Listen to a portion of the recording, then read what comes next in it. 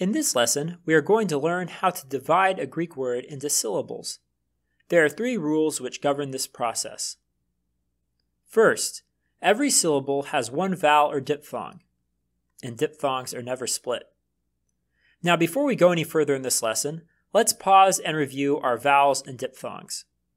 Remember that there are 7 vowels in the Greek alphabet: alpha, epsilon, eta, iota, omicron, upsilon, and omega. Remember also that some vowels form diphthongs. Diphthongs always end in either the letter iota or the letter upsilon. Alright, now back to Rule 1. Every syllable has one vowel or diphthong. Take, for example, the word theos. We see that there are 2 vowels, the epsilon and the omicron, so we know that according to Rule 1, this word must have 2 syllables. The first rule also tells us that each of these syllables must contain one vowel. Therefore, there is only one possible way that this word can be divided. As another example, consider the word poieo. Here we have 4 vowels, but notice that 2 of them form a diphthong. So according to our rule, we must have 3 syllables in this word. Thus again, there is only one way to divide this word which satisfies the first rule. Now consider the word apa. Here we have 2 vowels, alpha and omicron, but notice that there are 2 ways that this word can be divided to satisfy the first rule. Which of these is correct? In order to answer that question, we have to consider our second rule. A single consonant in between 2 vowels goes with the second vowel. In apa, we have the single consonant p surrounded by 2 vowels. The second rule states that this consonant must go with the second vowel, that is, with omicron. Thus we can eliminate the second of our 2 options, and we are left with the correct answer, apa. Now consider the word Allah. Again, we have 2 vowels, so we must have 2 syllables. But here there are 3 ways to divide the word that would satisfy the first rule. Now the second rule does not help us here, because the second rule concerns a single consonant in between 2 vowels. Here we have 2 consonants, so we move to Rule 3. Adjacent consonants that can be pronounced together go with the following vowel.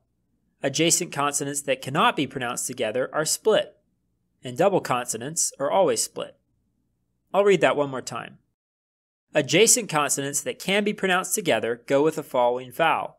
Adjacent consonants that cannot be pronounced together are split, and double consonants are always split. Now, if you try to pronounce the 2 consonants lambda lambda together, you will find that it is quite awkward, ol. So these are split into different syllables. And indeed, our rule explicitly says that double consonants are always split. Double consonants can never be pronounced together. So our third option is the correct one, Allah. Now in the quiz following this lesson, you'll be shown 4 ways to divide up a word, and you'll be asked to select the correct one. So let's practice. I recommend approaching these problems as a process of elimination. So let's start with the first rule. Every syllable has one vowel or diphthong. We take a look at our options and see if any of these options violate that rule. Well, you can see that the first option does and the fourth option does. In both of these, the first syllable does not have a vowel. So we're left with 2 options. We can move then to our second rule. A single consonant in between 2 vowels goes with the second vowel. Here we have the single consonant phi in between the vowels alpha and omega. So we know that the phi must go with omega. Thus we can eliminate the third option, and we are left with the correct answer, grapho.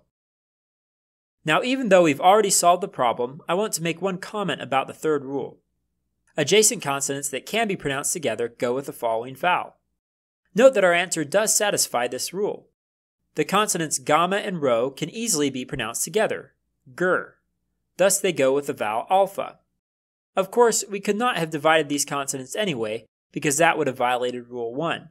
It would have left a single consonant, gamma, without a vowel. Alright, well that concludes this lesson. Take a few moments to review the 3 rules, and when you've got them down, go ahead and take the quiz.